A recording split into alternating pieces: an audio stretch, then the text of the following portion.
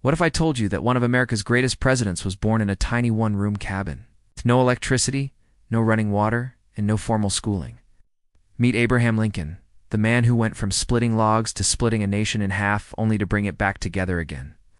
In this video, we're diving into the incredible true story of Abraham Lincoln, made just for students. It's more than just dates and battles.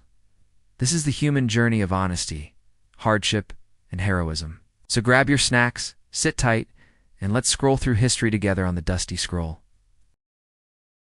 Born on February 12, 1809, in a small log cabin in Kentucky, Abraham Lincoln's early life was anything but easy. His family was poor. They lived off the land.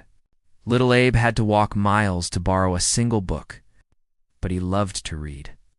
He'd sit by candlelight, reading anything he could get: biographies, the Bible, newspapers. This boy was feeding his brain while the world slept. His mother, Nancy Hanks Lincoln, died when he was just 9. It crushed him. But soon his stepmother Sarah helped reignite his love for learning. He never let poverty become his prison, he said. The best way to predict the future is to create it. And that's exactly what he did. Lincoln didn't attend college. In fact, he had less than 1 year of formal education total. But he taught himself LAW, from borrowed books, worked as a store clerk, chopped wood, and even fought in the Black Hawk War. Then came his first big step into politics. He ran for Illinois state legislature and lost.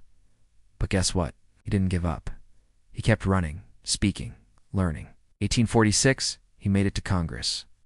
But it wasn't until 1858-10, the famous Lincoln-Douglas debates, that people began to see his real power words. He spoke with clarity, honesty, and vision. And in 1860, this tall, awkward man with a high-pitched voice was elected President of the United States. Lincoln entered the White House just as America was falling apart. The Civil War broke out. The country was literally at war with itself. Lincoln had to lead a nation where brother fought brother. All eyes were on him.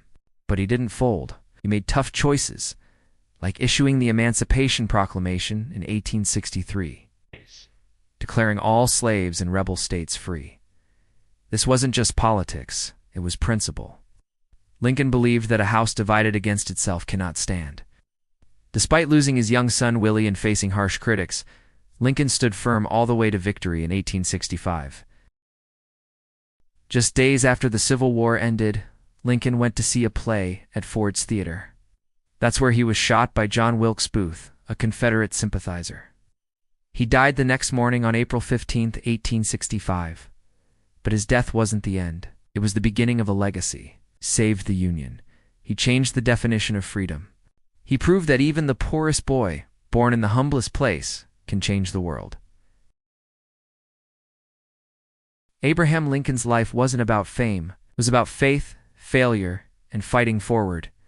He once said, "I walk slowly, but I never walk backward." So, what's your log cabin? What small place are you starting from? If Abe could rise from poverty to presidency, maybe you can rise too, from where you are now to wherever your dreams can take you. If you found this story inspiring, give it a thumbs up, share it with your classmates, subscribe to the Dusty Scroll for more stories that make history come alive. Don't forget to hit the bell because your next favorite story is just around the scroll.